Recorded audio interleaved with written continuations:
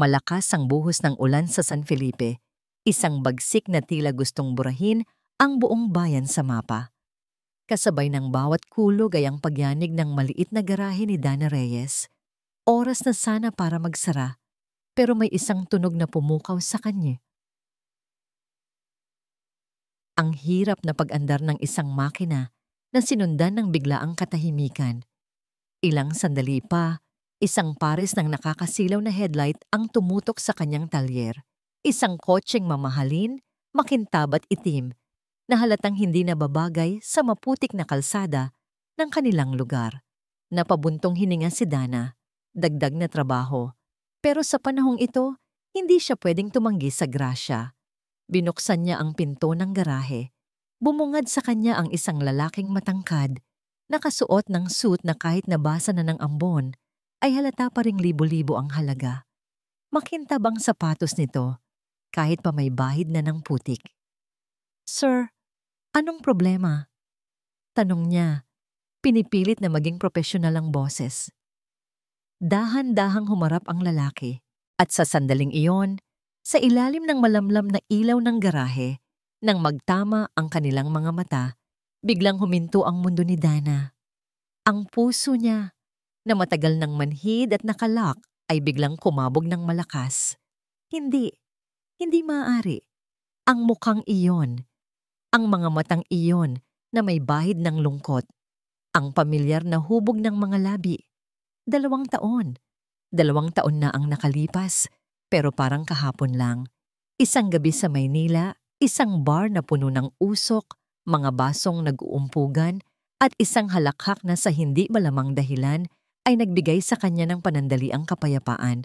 Isang gabing pareho silang lasing, isang gabing pareho silang tumakas mula sa sarili nilang mga problema. Isang gabing hindi na dapat pang balikan.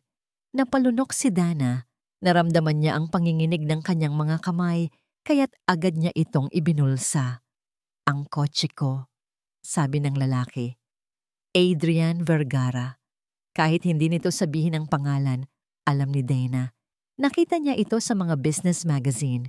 Ang batang CEO ng Vergara Corporation, bigla na lang huminto. Ang boses nito, malalim at kalmado, ay nagpadala ng kuryente sa buong katawanan niya. "Sige po, sir. Titingnan ko," nauutal niyang sabi. Pilit niyang ibinaling ang atensyon sa makina ng sasakyan. Bawat galaw niya ay kalkulado. Pilit na ipinapakitang sanay siya sa ginagawa. Ito ang mundo niya. Ang mga makina, ang grasa, ang amoy ng gasolina. Dito siya ligtas.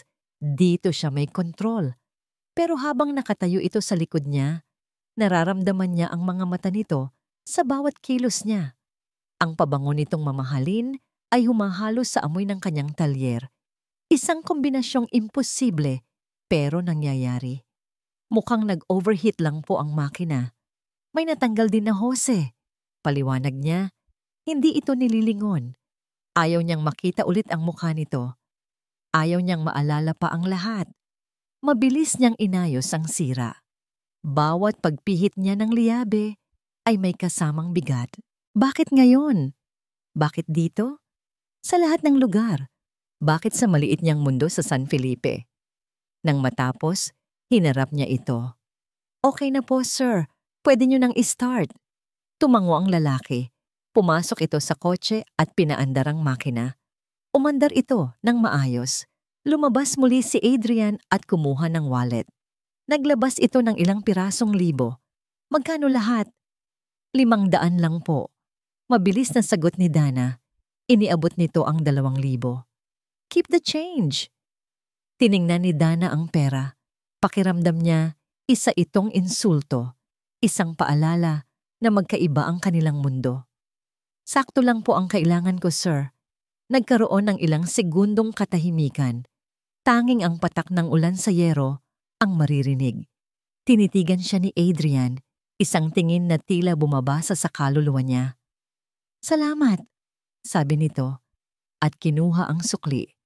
Akala ni Dana, iyon na ang katapusan. Aalis na ito, magiging isa na lang ulit na alaala, at babalik na sa normal ang lahat. Pero bago ito pumasok sa kotse, huminto ito at muling lumingon sa kanya. Ang mga mata nito ay seryoso. Walang bakas ng pagiging CEO, tanging isang lalaking may naaalala. Dana, tama ba? Ikaw si Dana. Nakita ni Adrian ang pagbabago sa mukha ni Dana. Ang dating professional na anyo ay napalitan ng gulat at pagkatapos ng isang pader na tila biglang itinayo sa pagitan nilang dalawa. Naging malamig ang mga mata nito, puno ng pag-iingat. Hindi ko po kayo kilala, sir. Mabilis nitong sagot. Ang bawat salita ay may diin. Isang parte kay Adrian ang nasaktan. Pero isang parte rin ang nakaunawa. Siyempre, ano ba ang inaasahan niya? Naaalalahanin siya nito tulad ng pag-alala niya rito? 2 taon siyang ginambala ng isang alaala. Isang babaeng may matapang na ngiti at mga matang nangungusap. Isang mekanikong nakilala niya sa isang bar sa Maynila. Isang gabi kung saan, sa unang pagkakataon, sa loob ng maraming taon, naramdaman niyang hindi siya si Adrian Vergara, ang CEO na may pasa na responsibilidad at kasalanan. Naging adi lang siya. Isang ordinaryong lalaki na nakahanap ng koneksyon sa isang estranghera. Kinabukasan, paggising niya sa hotel, wala na ito. Walang paalam, walang numero, walang apelyido. Tanging ang amoy ng beer at ang multo ng halakhak nito ang naiwan. Sigurado ka? Mahinang tanong ni Adrian. Hindi ito sumagot. Tinalikuran siya nito at nagsimulang magligpit ng mga gamit sa garahe. Ang bawat galaw ay mabilis at pilit. Isang malinaw na mensahe. Tapos na ang usapan. Umalis ka na. Napabuntong hininga si Adrian. Pumasok siya sa kotse at akmang aalis na nang biglang bumuhos ulit ang ulan. Mas malakas pa kaysa kanina. Halos wala na siyang makita sa daan. Sinubukan niyang tawagan ng kanyang driver pero walang signal. Bumaba siyang muli at tumakbo pabalik sa silong ng garahe. Nakasandal si Dana sa pinto. Nakahalukip-kip. Tila inaasahan na ang pagbalik niya. May problema, sir? Tanong nito. May bahid ng pang-aasar sa boses. Ang ulan, sabi ni Adrian. At walang signal. Hindi ko matawagan ang driver ko.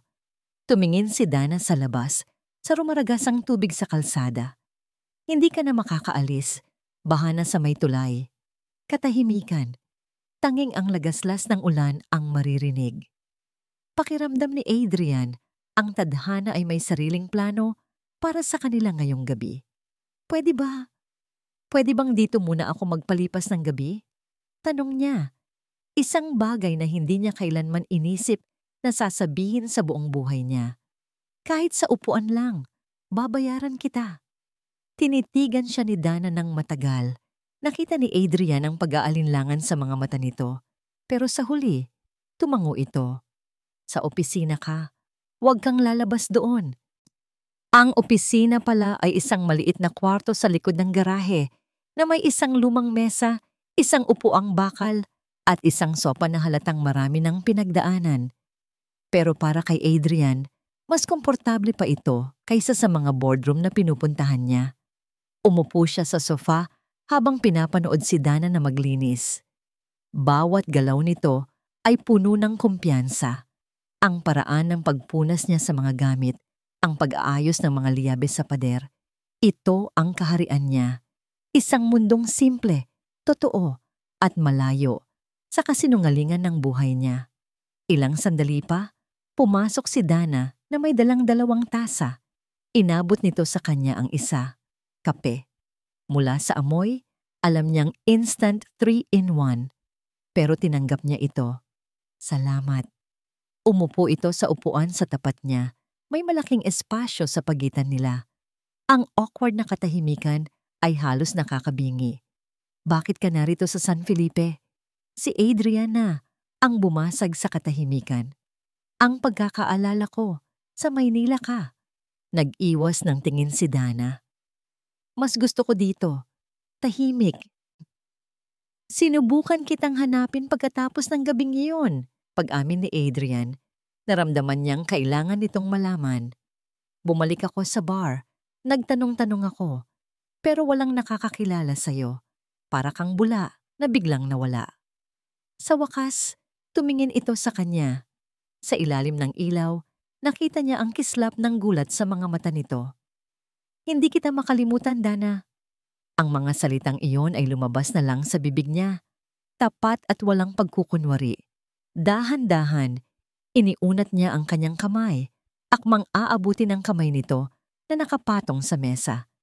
Isang sandali ng kahinaan, isang pagnanais na maramdaman ulit ang koneksyon na minsan nilang pinagsaluhan. Ngunit bago pa man maglapat, ang kanilang mga balat, isang matinis na tunog ang pumunit sa katahimikan. Tumunog ang cellphone ni Adrian. Nasa ibabaw ito ng mesa sa pagitan nilang dalawa. At sa screen nito, maliwanag na nakasulat ang pangalan, Chelsea. Sa ilalim ng pangalan ay isang litrato, siya at si Chelsea, magkayakap at nakangiti. Kuha mula sa kanilang huling family dinner. Agad binawi ni Dana ang kanyang kamay. Nakita ni Adrian ang pagbabago sa mukha nito. Ang munting pag-asa na nasilayan niya kanina ay biglang naglaho, na parang kandilang hinipan ng hangin. Napalitan ito ng isang pamilyar na lamig, ang parehong pader na nakita niya kanina. Pero ngayon, mas mataas at mas matibay. Para kay Dana, ang pag-ilaw ng screen ng cellphone ni Adrian ay parang isang malakas na sampal. Chelsea. Ang pangalan ay umalingaw-ngaw sa isip niya. At ang litrato, ang perpektong ngiti, ang magarbong damit, ang paraan ng pagkakayakap nito kay Adrian ay parang punyal na bumaon nang diretso sa puso niyang nagkalamat na. Kaya pala pamilyar ang mukha ni Adrian. Bukod sa magazine, nakita na rin niya ito sa mga balita tungkol sa power couples ng alta sosyedad. Adrian Vergara at Chelsea Alcantara.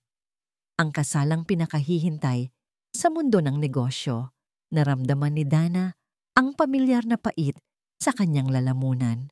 Ang pait ng katotohanan. Idiota. Ang tanga-tanga mo, Dana. Pinagalitan niya ang sarili. Ano bang inakala niya? Na espesyal ang isang gabing iyon? Na ang isang CEO na tulad niya ay mag-aaksaya ng panahon para hanapin ang isang hamak na mekaniko? Ang lahat ng sinabi nito kanina, hindi kita makalimutan, ay biglang naging kasinungalingan. Mga salitang matatamis pero walang laman. Ginagamit ng mga mayayamang lalaki para makuha ang gusto nila. Narinig na niya ang mga iyon dati at natuto na siya sa pinakamasakit na paraan. Agad siyang tumayo. Sapat na para bahagyang mayanig ang mesa at matapon ang kaunting kape. Sir, umaga na po. Pwede na kayong umalis, sabi niya. Ang boses ay kasing lamig ng hanging dala ng ulan. Nakita niya ang pagkalito sa mukha ni Adrian. Dana, mag-uusap tayo. Wala tayong dapat pag-usapan, putol niya. Tapos ko nang ayusin ang kotse ninyo. 500 ang bayad. Pagkatapos noon, wala na tayong anumang transaksyon. Ginamit niya ang salitang transaksyon ng may diin.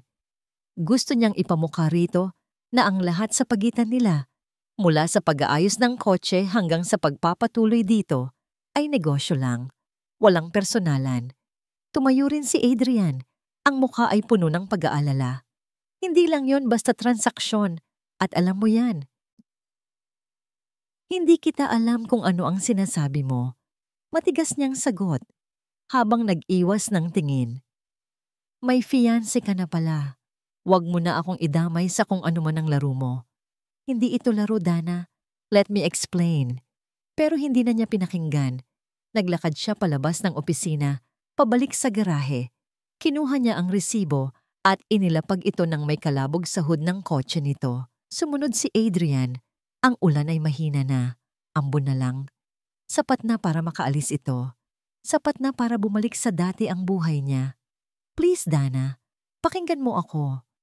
Hinarap niya ito. At sa pagkakataong ito, hindi na niya itinago ang galit at sakit sa kanyang mga mata. Pakinggan para ano?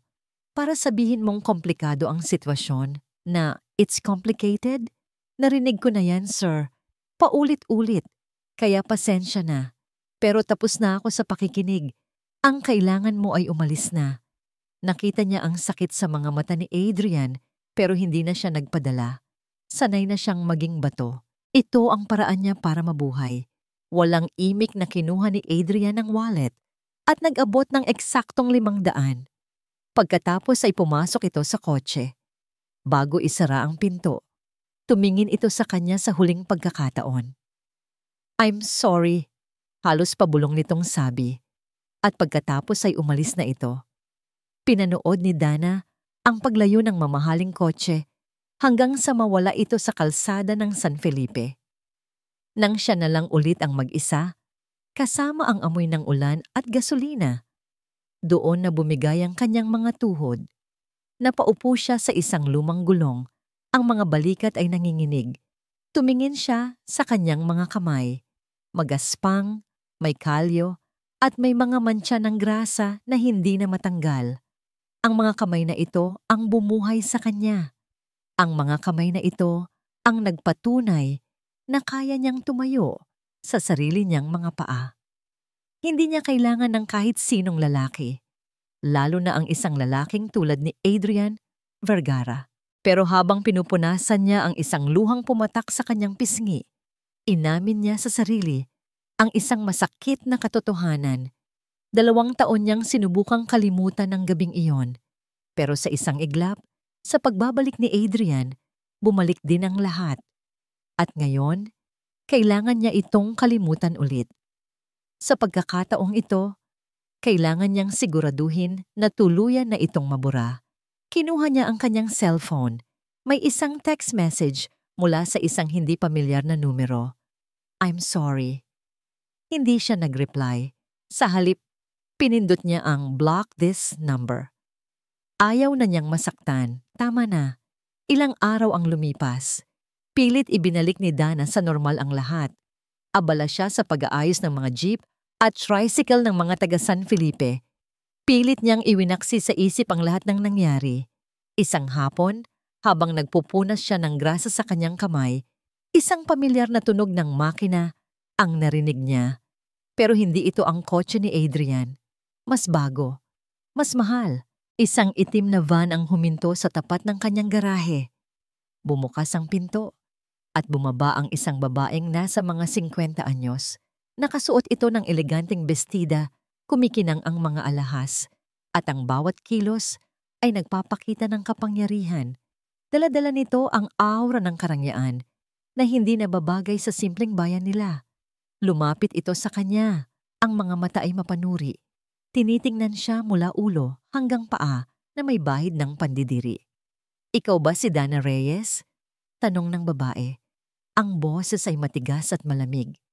Kinilabutan si Dana sa lamig ng boses ng babae. Hindi ito nagtatanong para malaman ang sagot. Nagtatanong ito para kumpirmahin ang isang bagay na alam na nito. Isang tingin pa lang, alam na ni Dana kung sino ang kaharap niya. Ang tindig, ang paraan ng pananamit, ang aura ng kapangyarihan. Ito ang ina ni Adrian Vergara, si Doña Veronica Vergara. Ako nga po, sagot ni Dana. Pinanatiling kalmado ang kanyang boses. Itinuwid niya ang kanyang likod. Hindi siya magpapakita ng kahit anong kahinaan. Tiningnan ni Doña Veronica ang paligid ng garahe. Ang mga mata nito ay puno ng pagkamuhi. Tila isang reyna na napadpad sa isang lugar ng mga pulubi. Mula sa mga nagkalat na lumang gulong, sa sahig na may mantsa ng langis, hanggang sa kalendaryong may litrato ng isang sexy star na nakasabit sa pader. So, ito pala, sabi ni Doña Veronica. Isang ngangisi ng pang-iinsulto ang gumuhit sa kanyang mga labi. Ito pala ang dahilan kung bakit nag-abala pa ang anak kong bumalik sa probinsyang ito. Hindi kumibo si Dana. Hinayaan niya lang itong magsalita. Lumapit ang matandang babae at sa bawat hakbang nito, dala nito ang bigat ng kanyang yaman at impluwensya. Huminto ito sa tapat ni Dana, sapat na ang lapit para maamoy niya ang mamahaling pabango nito. Hindi na ako magpapaligoy-ligoy pa, iha. Simula ni Doña Veronica. Magkano ka? Diretso. Walang pakundangan. Brutal. Ang mga salitang iyon ay tumama kay Dana na parang isang malakas na suntok sa sikmura. Naramdaman niya ang pag-init ng kanyang mga pisngi. Ang galit ay unti-unting umakyat mula sa kanyang dibdib. Sabihin mo ang presyo mo, pagpapatuloy ng Donya habang binubuksan ang kanyang Hermes bag. 1,000,000, 2, 5? Sabihin mo lang. Ibibigay ko para isang beses at tuluyan mo nang layuan ang anak ko. Kumuha ito ng isang checkbook at isang pluma na kumikinang. Handa nang isulat ang anumang halaga. Para sa kanya, lahat ng bagay at lahat ng tao ay may katumbas na presyo. Pero sa halip na matakot o masilaw, isang kakaibang kalinawan ang naramdaman ni Dana. Ang galit niya ay biglang naging determinasyon. Tinitigan niya ng diretso sa mata si Doña Veronica. Pasensya na po, ma'am. Sabi ni Dana, ang boses ay matatag at walang bahid ng takot. Hindi po nabibili ang dignidad ko. Nakita ni Dana ang pagkagulat sa mukha ng matanda. Halatang hindi nito inaasahan ang ganoong sagot. Sanay itong lahat ay yumuyuko sa kapangyarihan niya. At isa pa po, dagdag ni Dana, hindi ko po kailangang layuan ang anak ninyo. Dahil kailanman, hindi naman siya naging akin. Siya po ang pabalik-balik dito. Ang huling mga salita ay tumagos. Ang mukha ni Doña Veronica ay namula sa galit. Ang kapal ng mukha mo, sigaw nito. Sino ka sa akala mo? Isang hamak na mekaniko na nagtatrabaho sa putikan. Ang anak ko ay ikakasal na kay Chelsea Alcantara, isang babaeng nababagay sa kanya. At hindi ako papayag na isang oportunistang tulad mo ang sisira sa lahat. Itinuloy nito ang pagsusulat sa tseke. 10,000,000, sabi nito, habang pinipirmahan. Ito na ang huling alok ko. Tanggapin mo ito at maglaho ka na parang bula. Kung hindi, iwinagayway nito ang tseke sa harap ng mukha ni Dana. Tiningnan ni Dana ang tseke. 10,000,000. Sapat na para bumili ng bagong bahay, bagong garahe, at mabuhay ng komportable sa loob ng maraming taon. Ito ang solusyon sa lahat ng kanyang problema sa pera. Pero alam niya ang kapalit. Ang kapalit ay ang kanyang pagkatao. Dahan-dahan, kinuha ni Dana ang tseke mula sa kamay ni Doña Veronica. Isang ngiti ng tagumpay ang sumilay sa labi ng matanda. Mabuti, alam kong magkakaintindihan din tayo. Ngumiti rin si Dana, isang nangiting hindi umabot sa kanyang mga mata. Opo, nagkakaintindihan na po tayo. At sa harap mismo ng nanlalaking mga mata ni Doña Veronica Vergara, dahan-dahan niyang pinunit ang tseke. Una sa gitna, pagkatapos ay sa gitna ulit. Hanggang sa maging maliliit na piraso na lang ito. Ibinagsak niya ang mga piraso ng papel sa paanan ng na parang confetti sa isang malungkot na selebrasyon. Umalis na po kayo sa pamamahay ko. Hindi makapagsalita si Doña Veronica. Ang mukha nito ay puno ng galit at hindi makapaniwala. Walang sino man ang gumawa nito sa kanya dati. Walang sino man ang nangahas. Magsisisi ka rito. Nanggigigil na, sabi ng matanda. Sisiguraduhin kong magsisisi ka. Tumalikod ito at nagmarch siya pabalik sa kanyang van. Ang mga takong ay lumilikha ng matatalim na tunog sa sementadong sahig. Naiwan si Dana na nanginginig, hindi sa takot, kundi sa tindi ng emosyon. Ginawa niya ang tama. Ipinagtanggol niya ang sarili.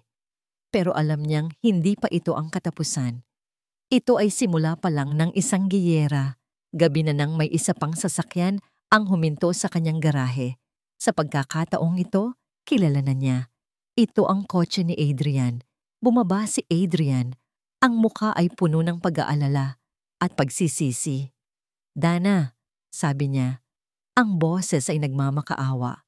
Narinig ko ang ginawa ng mami. Patawarin mo sana siya. Patawarin mo ako. Lumapit ito, pero umatras si Dana. Itinaas niya ang kanyang kamay para pigilan ito. Tiningnan niya si Adrian, hindi na ang lalaking minsan niyang pinangarap, kundi ang simbolo ng lahat ng gulo sa buhay niya. Wala akong pakialam sa mommy mo. Malamig na sagot ni Dana, ang bawat salita ay tila patalim. Ang gusto ko lang ay pareho ninyo akong tigilan. At sa pangalawang pagkakataon, isinara niya ang pinto sa harap ng mukha ni Adrian Vergara. Ngunit sa pagkakataong ito, hindi lang pinto ng garahe ang isinara niya. Isinara niya na rin ang huling siwang sa kanyang puso na umaasa pa. Tila isang malakas na sampal ang pagkakasarado ng pinto ng garahe sa mukha ni Adrian. Ang tunog niyon, kasabay ng malamig na mga salita ni Dana, ay umalingaw-ngaw sa kanyang isip habang nagmamaneho siya pabalik ng Maynila. Pagod. Pagod na pagod siya. Pagod sa pagiging CEO. Pagod sa pagiging anak. Pagod sa pagiging fiancé. Pagod sa pagpapanggap na maayos ang lahat. Pagdating niya sa mansyon, sinalubong siya ng nakakabinging katahimikan. Alam niyang gising pa ang kanyang ina. Hinihintay siya nito at hindi nga siya nagkamali. Pagpasok niya sa kanyang study, naroon si Doña Veronica, nakaupo sa dilim. Tanging ang ilaw mula sa maliit na table lamp ang nagbibigay liwanag sa galit nitong mukha. "Saan ka galing?" tanong nito. Ang boses ay kalmado pero puno ng panganib. "Ma'am, alam na ninyo kung saan," sagot ni Adrian. Walang ganang umupo sa silyang nasa tapat nito. "Hindi ka ba talaga natututo, Adrian?" Tumaas ang boses ng kanyang ina. "Ilang beses ko bang dapat sabihin sa'yo na layuan mo ang babaeng yon? Isa siyang basura. Isang manggagamit na nag-aabang lang na makahuthot ng pera sa pamilya natin." "Tumigil na kayo, ma'am," mariing sabi ni Adrian. "Wag na wag ninyong pagsasalitaan si Dana ng ganyan. Wala kayong karapatan." "Walang karapatan?" Tumawa si Doña Veronica. Isang tawang walang kagalakan. "Ako ang ina mo. May karapatan ako sa lahat ng bagay na may kinalaman sa'yo. Lalo na kung isa sa panganib mo ang kinabukasan ng kumpanya at ang pangalan ng pamilya natin para lang sa isang walang ngumang kuwentang babae." "Pag-ibig, ma'am. Hindi ito tungkol sa pera o pangalan," giit ni Adrian, kahit alam niyang walang patutunguhan ang usapang ito. "Pag-ibig?" Muling tumawa ang ina. "Huwag mong kalimutan, Adrian, kung ano ang nangyari sa kuya mo dahil sa pag-ibig na yan." Biglang nanlamig si Adrian. Ang kuya niya, si Alex, ang sugat na hindi kailanman naghilom. "Huwag ninyong isali si kuya dito." Halos pabulong niyang sabi. Ang boses ay nanginginig. "Bakit hindi?" Lumapit ang kanyang ina. Ang mga mata ay nanlilisik. "Nakalimutan mo na ba? Ang pagsuway niya? Ang pagpili niya sa isang babaeng hindi natin kalibel? Nakalimutan mo na ba ang gabing iyon, Adrian?" Hindi niya nakalimutan. Paano niya makakalimutan? Flashback. Ang malakas na tunog ng musika mula sa stereo ng kotse. Ang amoy ng alak. Ang sigawan nila ni Alex. "Hindi mo naiintindihan, Adrian. Mahal ko siya." Sigaw ng kuya niya. "Pero sinisira mo ang pamilya, kuya. Ang pangarap ni Mommy." Sigaw niya pabalik, habang mabilis niyang pinapatakbo ang sasakyan sa madulas na kalsada. "Wala akong pakialam sa pangarap niya. Buhay ko to." Isang biglaang pag-iwas sa isang tumatawid na aso. Ang pagkawala ng kontrol sa manibela. Ang nakakabinging tunog ng bumabaligtad na sasakyan. At pagkatapos, katahimikan, kadiliman. "Huwag mong hayaang maulit ang pagkakamali niya, Adrian," sabi ni Doña Veronica. Ang boses ay naging malumanay. Isang anyo ng manipulasyon na kabisado na niya. "Ikaw na lang ang natitira sa akin. Gawin mo ang tama. Pakasalan mo si Chelsea. Para sa kumpanya, para sa pamilya, para sa alaala ng kuya mo." Bawat salita ay parang kadenang humihigpit sa kanyang leeg. Ang bigat ng kasalanan, ito ang kanyang sentensya. habambuhay na pagbabayad utang. Tumango na lang si Adrian, walang lakas na lumaban. Natalo na naman siya. Kinabukasan, isang pilit na hapunan ang naganap sa mansyon ng mga Alcantara, ang pamilya ni Chelsea. Ang lahat ay perpekto, ang pagkain, ang mga usapan tungkol sa negosyo, ang mga pekeng ngiti. Si Chelsea ay ang perpektong fiancé, maganda, matalino, at galing sa tamang pamilya. Pero habang pinagmamasdan siya ni Adrian, may napansin siyang kakaiba. Ang paraan ng palihim nitong pagsulyap sa cellphone. Ang bahagyang panginginig ng kamay nito tuwing may text na dumarating. Nang magpaalam itong pupunta sa banyo, sinundan niya ito ng tingin. Nakita niya itong hindi pumasok sa banyo, kundi lumabas sa may hardin, sa isang madilim na sulok. Dahan-dahan, sinundan niya ito. Narinig niya ang boses ni Chelsea, mahina at nag-aalala. Hindi pa ngayon. Kailangan kong gawin to para sa atin. Oo, alam ko. Magtiwala ka lang sa akin, please. Malapit na. Konting tiis na lang. Napatigil si Adrian. Ang mga salitang yon, ang tono ng boses ni Chelsea, hindi yon para sa isang kaibigan lang. May mas malalim na kahulugan. May pinoprotektahan ito. Mayroon silang atin. Sino ang kausap niya? Dahan-dahan siyang umatras pabalik sa loob bago pa siya mapansin. Pumalik siya sa hapagkainan, ang isip ay lumilipad. Nang bumalik si Chelsea, ilang minuto ang lumipas, ang nangiti nito ay bumalik na, pero ang mga mata ay hindi mapakali. Sino ang kausap mo? Tanong ni Adrian, sinubukang gawing kaswal ang tono. Nakita niya ang bahagyang gulat sa mukha ni Chelsea. Isang kislap ng takot na mabilis niyang itinago sa likod ng isang matamis na ngiti. Wala. Si Tita Marisa lang, tumatawag mula sa States. Kinakamusta ang paghahanda sa kasal? Mabilis niyang sagot. Isang perpektong kasinungalingan. Alam ni Adrian na nasa Europe ang Tita Marisa nito para sa isang business trip. Sinabi mismo nito yon kanina sa hapunan. Pero hindi na kumibo si Adrian. Tumango lang siya at ngumiti ng pilit. Sa unang pagkakataon, tiningnan niya ng maigi si Chelsea, hindi bilang fiancé na ipinagkasundo sa kanya, kundi bilang isang babaeng may itinatagong malaking sikreto. Ang perpektong imahe na binuo ng lahat sa paligid nila ay unti-unti nang nagkakalamat. At sa gitna ng lahat ng kasinungalingan at pagpapanggap na ito, isa lang ang malinaw sa isip ni Adrian. Ang mukha ni Dana, ang kanyang katapangan, ang kanyang katapatan. Ang babaeng mas gugustuhin pang punitin ang 10 milyong piso kaysa ibenta ang kanyang dignidad. Isang babaeng hindi kailanman magsisinungaling ng ganoon sa kanya. Hindi na matiis ni Adrian ang bigat ng lahat. Ang mga pader ng mansyon na dati simbolo ng kapangyarihan, ngayon ay parang rehas na kumukulong sa kanya. Ang bawat pekeng ngiti at kaswal na pag-uusap sa negosyo ay parang lason na unti-unting pumapatay sa kanyang kaluluwa. Isang gabi, pagkatapos ng isa na namang nakakapagod na board meeting, hindi niya na kayang umuwi. Kailangan niyang makatakas. Nagmaneho siya ng walang patutunguhan. Ang mga ilaw ng syudad ay kumukutitap, pero para sa kanya, wala itong buhay. Ang tanging direksyon na alam ng puso niya ay ang daan papuntang timog, papuntang San Felipe. Gabi na nang marating niya ang maliit na bayan.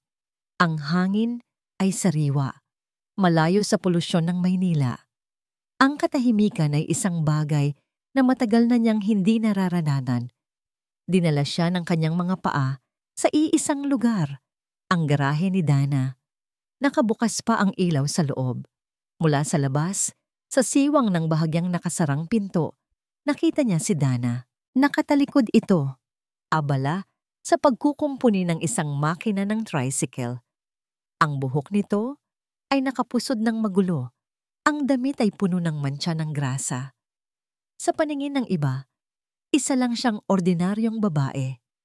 Pero para kay Adrian, Siya ang pinakatotoong taong nakilala niya sa buong buhay niya. Ilang minuto siyang nanatili sa dilim, pinapanood lang ito. Sa sandaling iyon, hindi siya ang CEO ng Vergara Corp. Isa lang siyang lalaking humahanap ng kapayapaan. Sa wakas, lumabas siya sa anino. Narinig ni Dana ang kanyang mga yapak at bigla itong lumingon. Hawak ang isang malaking liyabe na parang sandata. Ang mga mata nito ay puno ng pagbabantay. Nang makilala siya nito, ang pagbabantay ay napalitan ng pagod na ekspresyon. Ano na namang ginagawa mo dito, Vergara? Walang sir. Ang apelyido na lang niya. Isang malinaw na paglalagay ng distansya. Hindi ko alam. Tapat na sagot ni Adrian. Nagmaneho lang ako. At dito ako dinala ng kotse ko. Napabuntong hininga si Dana at ibinaba ang liyabe. Sira ba ulit? Dahil kung oo, sarado na ako. Hindi. Maayos ang kotse, sabi ni Adrian. Ako yata ang sira. Ang pag-amin na yon ay nagpatigil kay Dana. Tinitigan siya nito at sa pagkakataong ito, nakita ni Adrian ang bahagyang paglambot sa mga mata nito. Isang kislap ng awa. Hindi siya nagsalita. Nagpatuloy lang ito sa ginagawa. Pero hindi na siya nito pinaalis. Umupo si Adrian sa isang lumang gulong sa isang sulok. Tahimik na pinapanood si Dana. Ang tunog ng mga kagamitang metal at ang mahinang pag-ungol ng makina ang nagsilbing musika sa gabing iyon. Minsan, si Adrian ang bumasag sa katahimikan. Ang boses ay mahina. Gusto ko na lang maging ordinaryong tao, malayo sa lahat. Huminto si Dana sa ginagawa. Hindi ito lumingon, pero alam ni Adrian na nakikinig ito. Gusto kong maranasan yung gigising ako sa umaga na ang tanging iisipin ko lang ay kung ano ang kakainin kong almusal. Hindi yung kung paano palalaguin ang pera ng kumpanya o kung paano pagbibigyan ng gusto ng lahat. Sa wakas, lumingon ito. Naglakad ito papunta sa isang maliit na cooler, kumuha ng 2 bote ng malamig na tubig at inabot sa kanya ang isa. Lahat tayo may problema, Vergara. Mayaman ka man o mahirap. Naglapat ang kanilang mga kamay nang iabot nito ang bote. Isang pamilyar na kuryente ang muling gumapang sa kanilang mga balat. Mabilis na binawi ni Dana ang kanyang kamay, pero huli na. Naramdaman nila pareho. Umupo si Dana sa sahig, hindi kalayuan sa kanya, at uminom mula sa bote. Pero mas madaling harapin ang problema kapag malaya ka, sabi ni Dana, halos pabulong. Kapag hawak mo ang sarili mong manibela. Ang mga salitang yon ay tumama kay Adrian. Hawak nga ba niya ang sarili niyang manibela? O matagal na siyang pasahero lang sa sarili niyang buhay? Nagkwentuhan sila. Tungkol sa mga bagay na simple at walang bigat. Tungkol sa paboritong pagkain, sa mga nakakatawang karanasan sa mga customer, sa pangarap ni Dana na mapalaki pa ang kanyang talyer. Sa mga sandaling iyon, nakalimutan nila kung sino sila. Sila lang ay si Adrian at si Dana, 2 taong naghahanap ng koneksyon. Nang maubos na nila ang kanilang tubig, sabay silang tumayo at lumabas ng garahe. Ang langit sa San Felipe ay malinis, puno ng mga bituin na imposibleng makita sa Maynila. Ang ganda, sabi ni Adrian. Lagi namang nandyan yan, sagot ni Dana. Minsan lang, masyado tayong abala sa pagtingin sa baba para mapansin yan. Sa ilalim ng liwanag ng mga bituin, tinitigan ni Adrian si Dana. Ang bahagyang liwanag ay nagbigay ng lambot sa kanyang mukha. Gusto niya itong hawakan. Gusto niyang sabihin dito ang lahat. Pero bago pa man siya makapagsalita, isang tunog ang muling sumira sa sandali. Ang cellphone niya. Kinuha niya ito mula sa bulsa. Isang paalala mula sa kanyang sekretarya. Reminder, wedding suit fitting with Ms. Chelsea Alcantara, tomorrow at 10 a.m. Ang katotohanan, mabilis itong bumalik, malupit at walang awa. Nakita ni Dana ang pagbabago sa kanyang mukha. Sumulyap ito sa screen ng cellphone pa niya At kahit hindi nabasa ang mensahe, alam na nito kung ano ang ibig sabihin. Ang ngiti sa mga labi ni Dana ay dahan-dahang nawala. Ang pader na pansamantalang gumuho ay muling itinayo, mas mabilis at mas matatag kaysa kanina. "Gabi na, Vergara," sabi nito. Ang boses ay muling naging malamig. "Kailangan mo nang umuwi sa mundo mo." Ang pag-uwi mula sa San Felipe ay mas mabigat kaysa sa pag-alis. Ang ilang oras na kapayapaan na naramdaman ni Adrian sa piling ni Dana ay nagsilbi lang na lason. Ipinatikim sa kanya ang kalayaan para lang bawiin ulit. Pagdating niya sa mansyon, 10 oras na ng gabi, pero gaya ng dati, naghihintay ang kanyang ina. Tila isa itong multo na hindi natutulog, laging nagbabantay. "Saan ka na naman nanggaling, Adrian?" tanong ni Doña Veronica.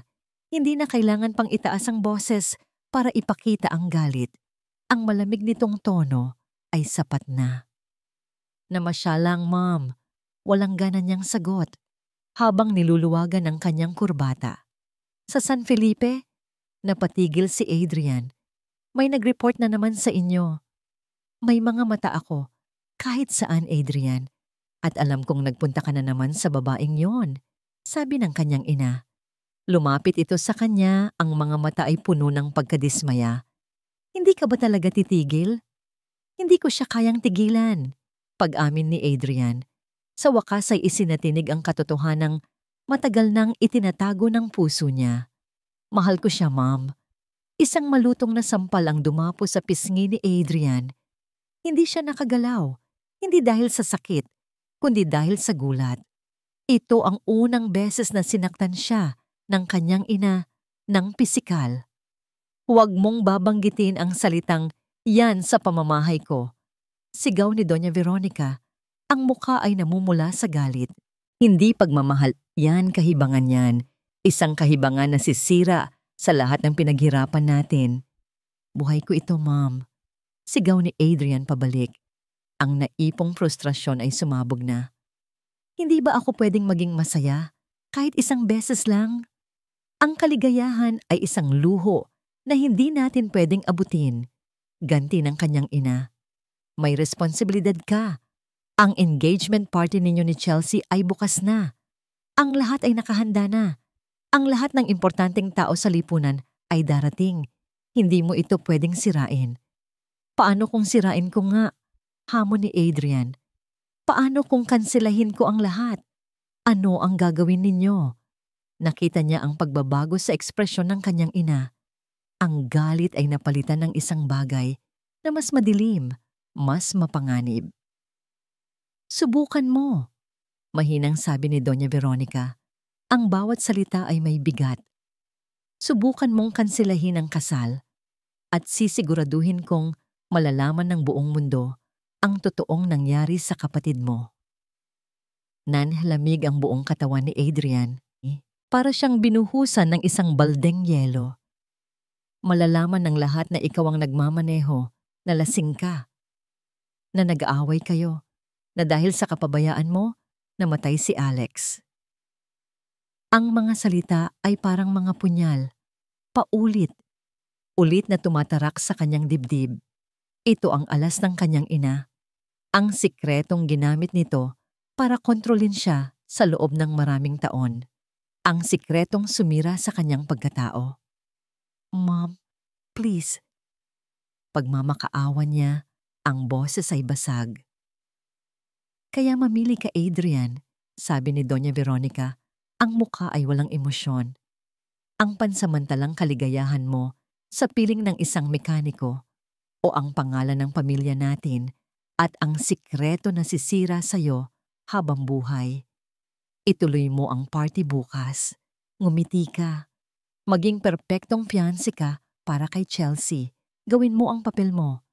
Naiwan si Adrian na nakatayo sa gitna ng silid, talunan at wasak. Wala siyang pagpipilian. Binihag siya ng sarili niyang nakaraan.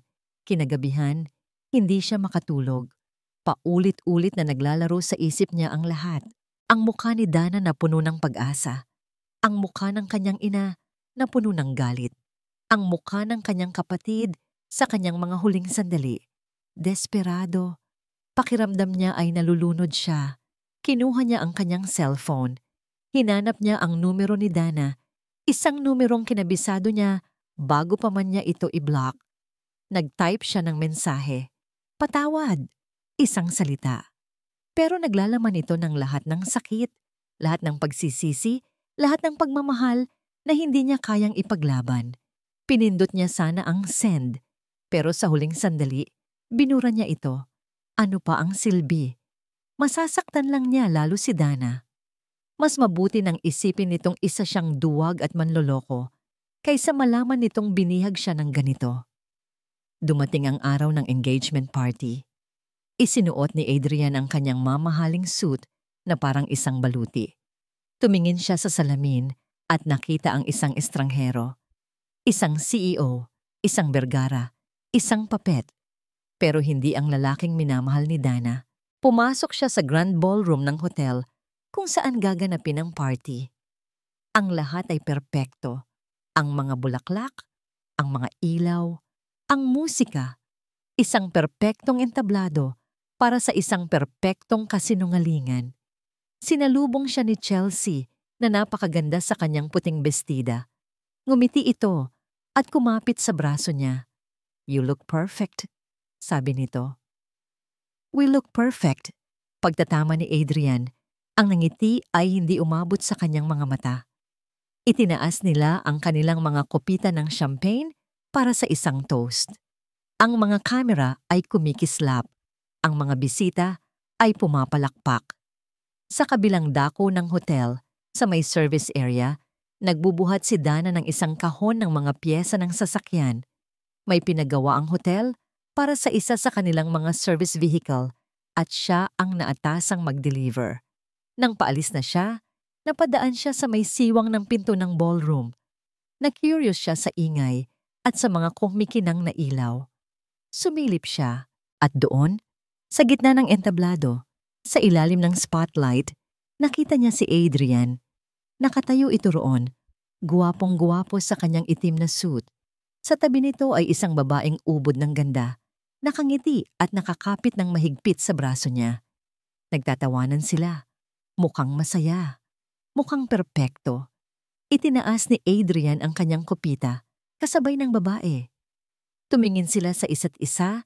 Ang mga ngiti ay para sa mga kamera at para sa daan-daang bisita na pumapalakpak. Para kay Dana, ang eksenang yon ay parang isang slow motion na bangungot. Ang lalaking nagsabing hindi siya makalimutan. Ang lalaking nagsabing gusto niyang maging ordinaryong tao. Ang lalaking kasama niyang nagbilang ng mga bituin kagabi lang. Naroon, ipinagdiriwang ang pag-ibig nito para sa ibang babae. Isang malakas na tawa ang kumawala sa mga labi ni Dana. Isang tawang walang saya, puno ng sakit at kabiguan. Ang tanga-tanga niya para maniwala ulit, para umasa. Naramdaman niya ang pag-init ng kanyang mga mata. Hindi siya iiyak. Hindi dito, hindi para sa kanya. Tumalikod siya, ang bawat hakbang ay mabigat. Kailangan na niyang umalis. Kailangan na niyang bumalik sa kanyang mundo, kung saan ang mga puso ay hindi nabibili at ang mga pangako ay hindi napapako. Sapat na, Dana. Gising sa katotohanan. Habang naglalakad siya palayo, ang tunog ng palakpakan at masayang musika ay unti-unting humihina na parang isang malayong panaginip. Sa loob ng ballroom, habang pilit nang ngumingiti si Adrian, hindi niya alam kung bakit bigla siyang kinabahan. Lumingalinga siya sa paligid. Hinahanap ang isang bagay na hindi niya maintindihan kung ano. At sa gitna ng pagpapanggap, hindi niya nakita ang panganib na papalapit. Bawat hakbang palayo sa ballroom ay parang paghakbang palayo sa isang masamang panaginip. Pinipilit ni Dana na bilisan. Gusto nang takasan ang mga pekeng ng ngiti at ang matamis na musika na para sa kanya ay isang insulto. Ang sakit. Mas masakit pa ito kaysa sa unang beses na niloko siya. Dahil sa pagkakataong ito, hinayaan niyang bumukas ulit ang puso niya. Hinayaan niyang pumasok si Adrian sa mga pader na matagal niyang itinayo. Kasalanan niya. Tama na, Dana. Gising sa katotohanan. Bulong niya sa sarili habang pinupunasan ang isang taksil na luha na kumawala sa kanyang mata. Nang marating niya ang service exit, huminga siya ng malalim. Ang hangin sa labas ay malamig, pero nakatulong ito para bahagyang kumalma ang nag-aalab niyang dibdib. Tapos na. Ito na ang huling beses na hahayaan niyang lokohin siya ng isang bergara. Samantala, sa loob ng ballroom, ang pagdiriwang ay nagpapatuloy. Ngunit ang perpektong gabi ay malapit nang mabasag. Isang lalaki, halatang lasing, at gula-gulanit ang ayos ang biglang sumulpot sa gitna ng mga bisita. Siya si Marco, isang dating kasosyo sa negosyo ng mga Alcantara na nalugi matapos siyang talikuran ng pamilya ni Chelsea. "Chelsea!" Sigaw niya, ang boses ay puno ng galit. Agad na napunta sa kanya ang atensyon ng lahat. Sinubukan siyang harangin ng mga security guard, pero nagpumiglas siya. "Hindi mo ako pwedeng talikuran basta-basta matapos ang lahat ng ginawa ko para sa'yo." Patuloy na sigaw ni Marco, habang itinuturo si Chelsea na ngayon ay namumutla sa takot. "Get him out of here!" Utos ni Mr. Alcantara sa mga guard. Nagsimulang magkagulo ang mga bisita, nagtulakan, nagsigawan. Sa gitna ng kaguluhan, naitulak si Marco ng malakas. Nawalan siya ng balanse at bumagsak sa isa sa mga metal na poste na sumusuporta sa isang malaking arko ng mga ilaw at bulaklak sa entablado. Isang nakakatakot na tunog ng umuugang metal ang narinig. Ang lahat ay nangyari ng napakabilis.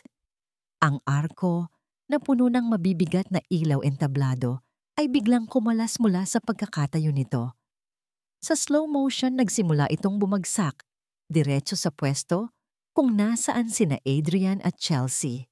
"Adrian, watch out!" Sigaw ng isang tao. Itinulak ni Adrian si Chelsea palayo sa panganib. Isang kilos na dala ng reflex, ngunit huli na para iligtas niya ang kanyang sarili. Sa labas, narinig ni Dana ang malakas na sigawan at ang nakakabinging tunog ng pagbagsak ng isang mabigat na bagay. Isang tunog ng metal na yumupi at mga nabasag na salamin. Kinabahan siya. Hindi niya alam kung bakit, pero isang hindi maipaliwanag na takot ang biglang gumapang sa kanyang dibdib. Tumakbo siya pabalik. Itinulak ang pinto ng ballroom na bahagyang nakabukas. At ang nakita niya ay isang eksenang hinding-hindi niya malilimutan habang buhay. Ang perpektong entablado kanina ay wasak na.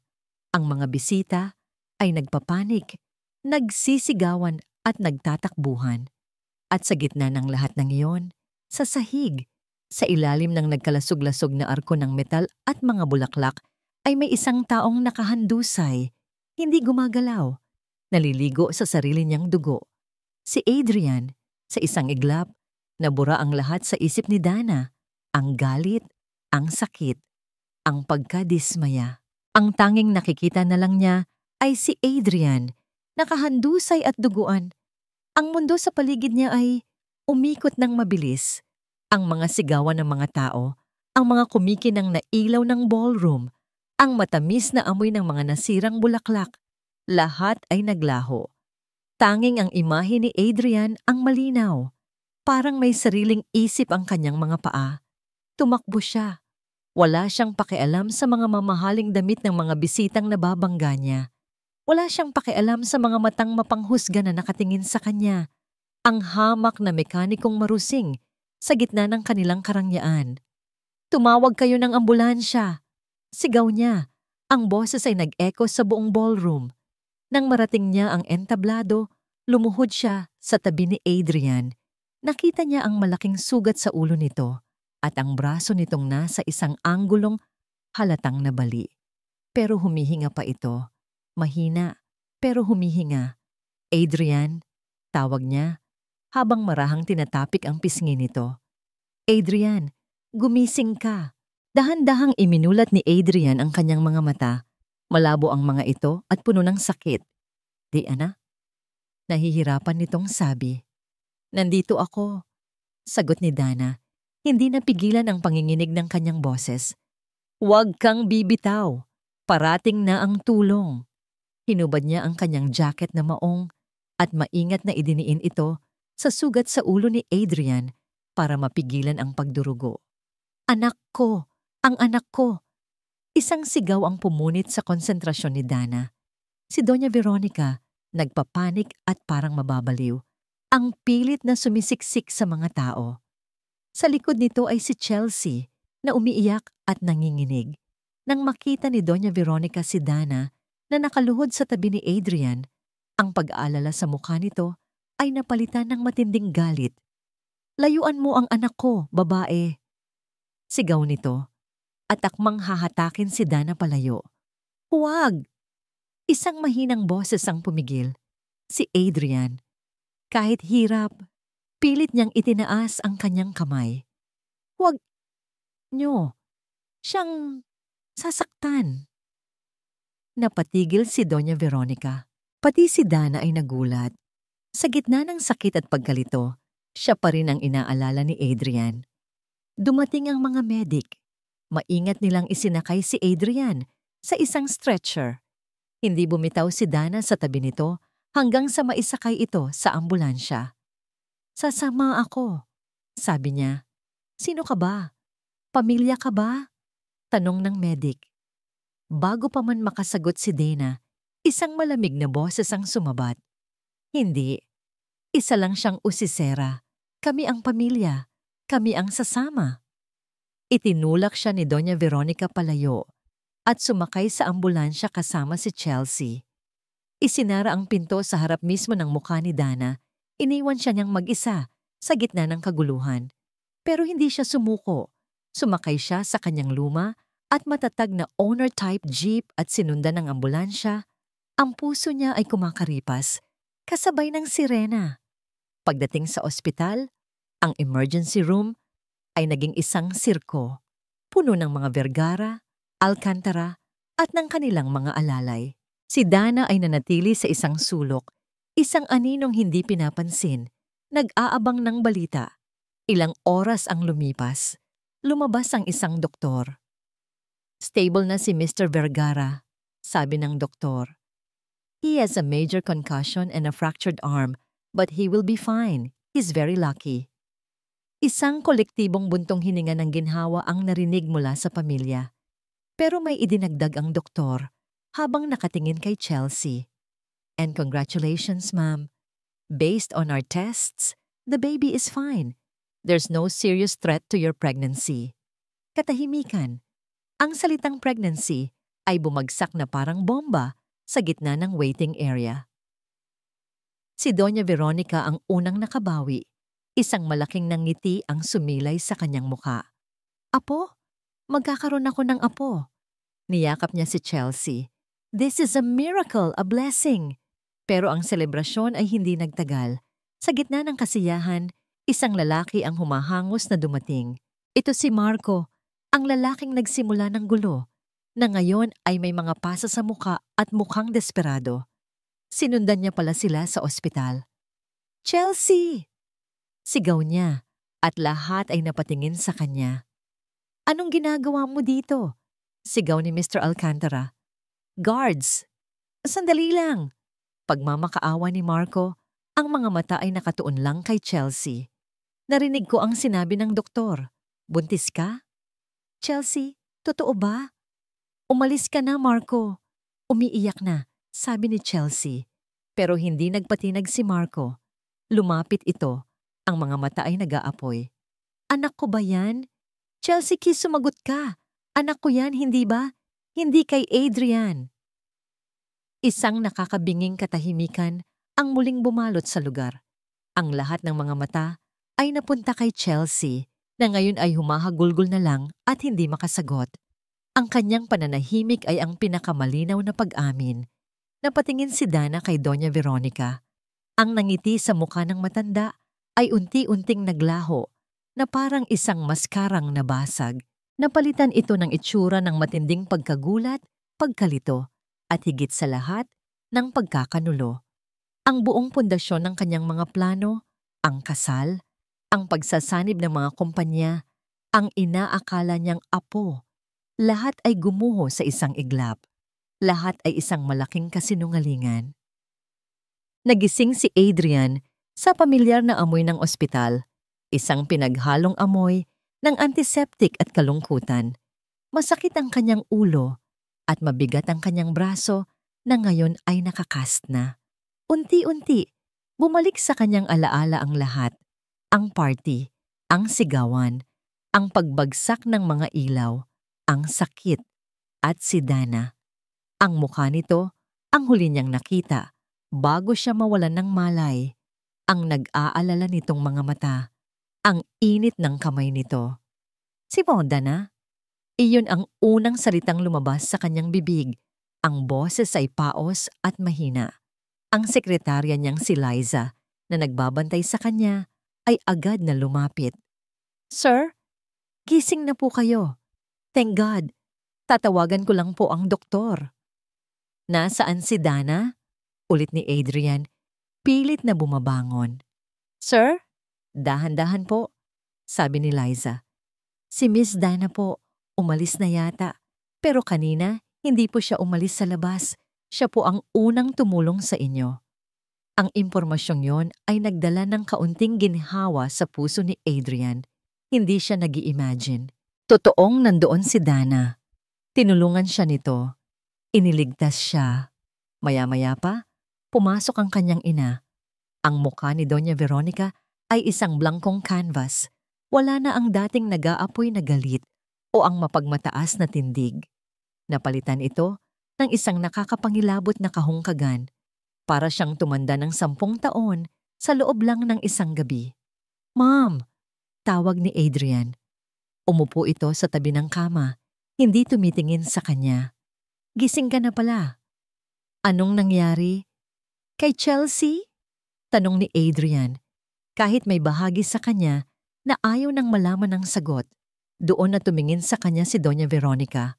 Ang mga mata nito ay puno ng isang emosyong hindi pa nakikita ni Adrian dati, pagkatalo. "Buntis siya, Adrian," sabi nito. Ang boses ay walang buhay. "Pero hindi ikaw ang ama." Walang naramdamang gulat si Adrian. Tila isang parte niya ay matagal nang alam ito. Sa halip na sakit, ang naramdaman niya ay isang kakaibang kaluwagan. Para siyang isang bilanggo na biglang binuksan ng selda. Ang buong engagement, ang pagsasanib ng kumpanya, ang lahat ng plano ko, lahat ay isang malaking kasinungalingan. Pagpapatuloy ng kanyang ina, mas para sa sarili nito kaysa para kay Adrian. Tahimik na pinakinggan ni Adrian ang lahat.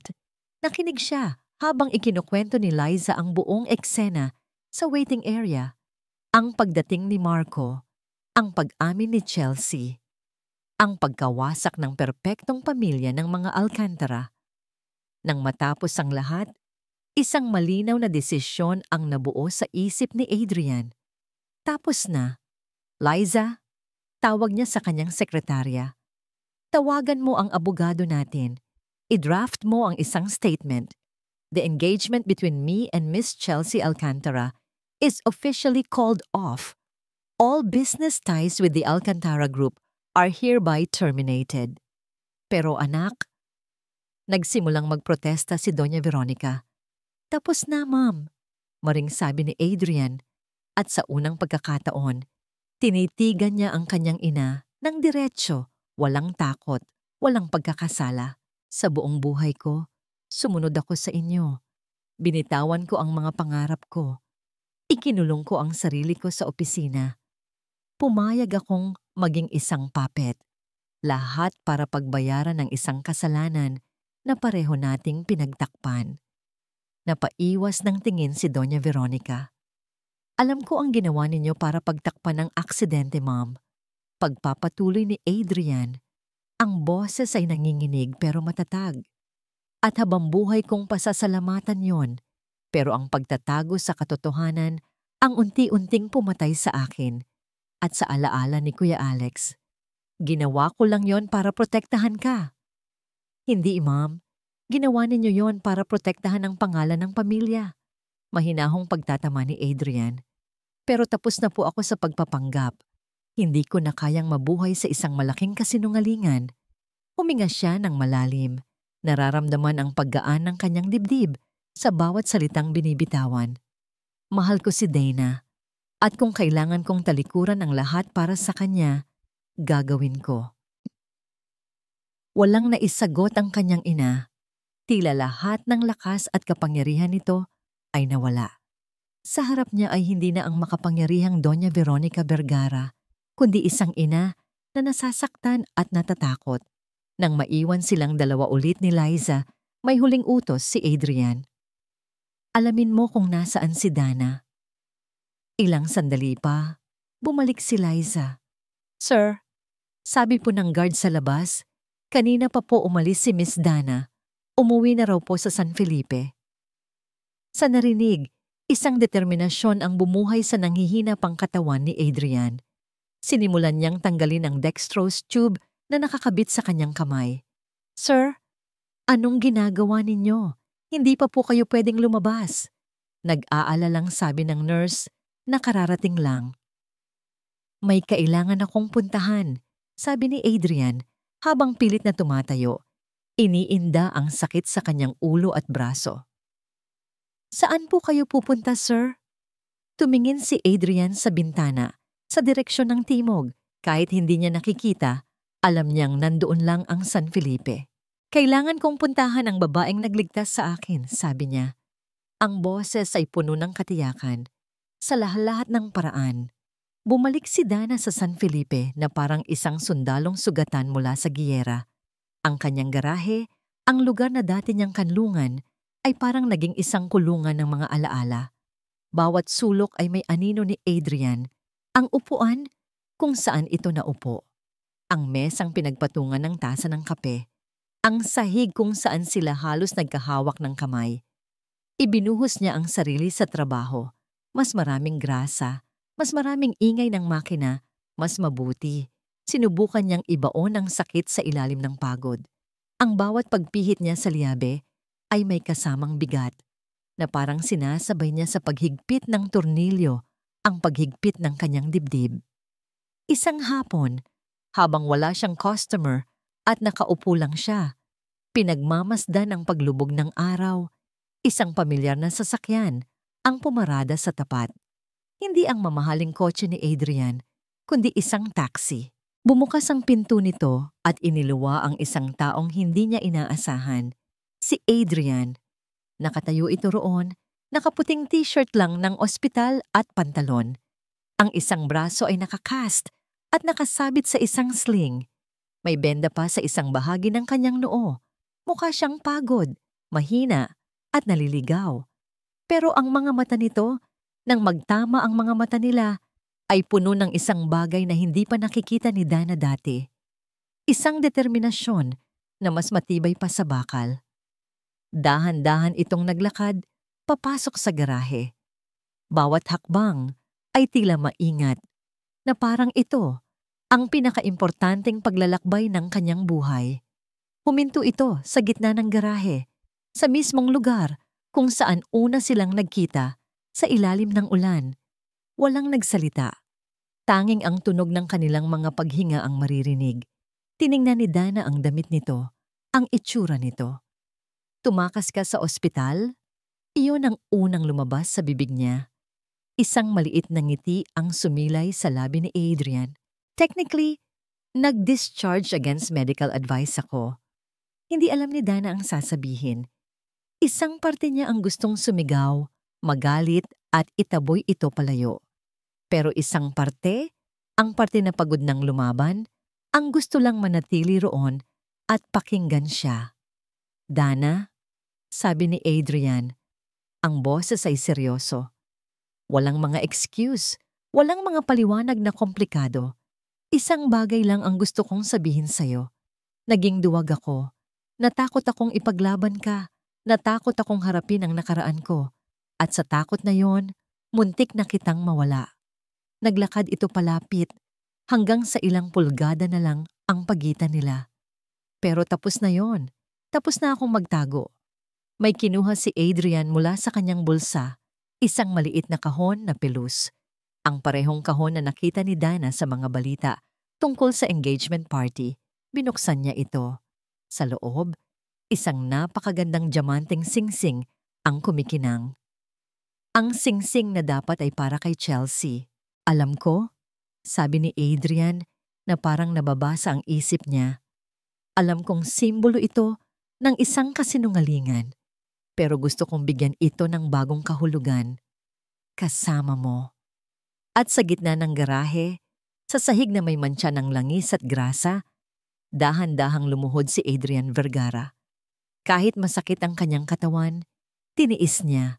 Inilahad niya ang singsing kay Dana. Hindi na susukat ang tunay na pag-ibig sa presyo ng singsing o sa kintab ng diamante. Sabi niya, ang mga mata ay nagsusumamo. Nasusukat ito sa tapang na magmahal muli, sa tapang na magpatawad, at sa tapang na harapin ang bukas ng magkasama. Iniligtas mo ang buhay ko, Dana. Sa lahat ng paraan, hayaan mo naman akong ialay ang natitirang buhay ko para sa'yo. Dana Reyes, pakakasalan mo ba ako? Nagsimulang mamasa ang mga mata ni Dana. Ang lahat ng pader na itinayo niya sa paligid ng kanyang puso ay tuluyan ng gumuho. Ang lalaking nasa harap niya ngayon ay hindi na ang CEO na mayabang o ang duwag na tagasunod. Ito si Adrian, ang lalaking nakita niya sa ilalim ng mga bituin. Ang lalaking handang talikuran ang lahat para sa kanya. Tumango siya, hindi makapagsalita dahil sa mga luhang nag-uunahan sa pagpatak. Isang tango na naglalaman ng lahat ng kanyang oo. Isinuot ni Adrian ang singsing sa daliri niya. Perpekto ang sukat na parang para talaga sa kanya.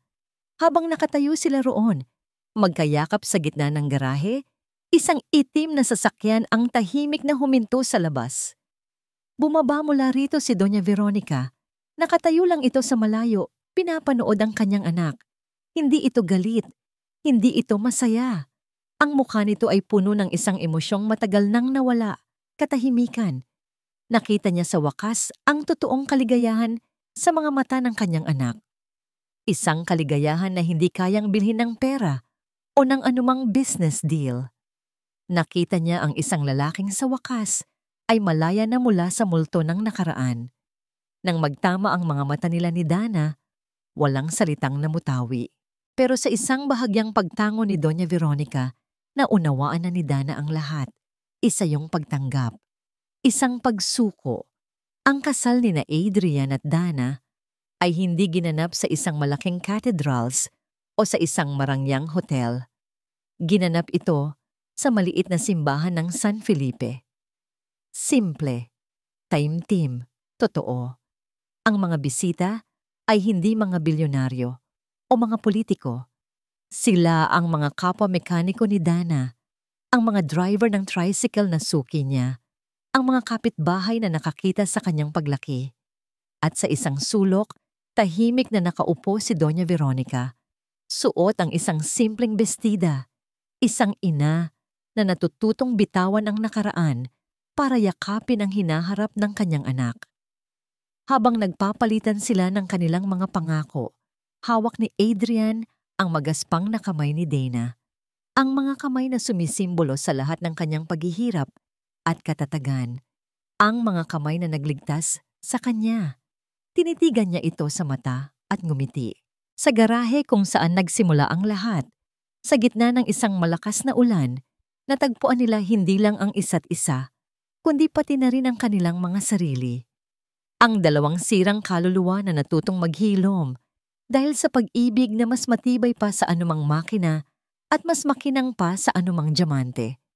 At dito nagtatapos ang kwento ni Dana at Adrian, isang pag-iibigang sinubok ng tadhana, pero pinatatag ng panahon.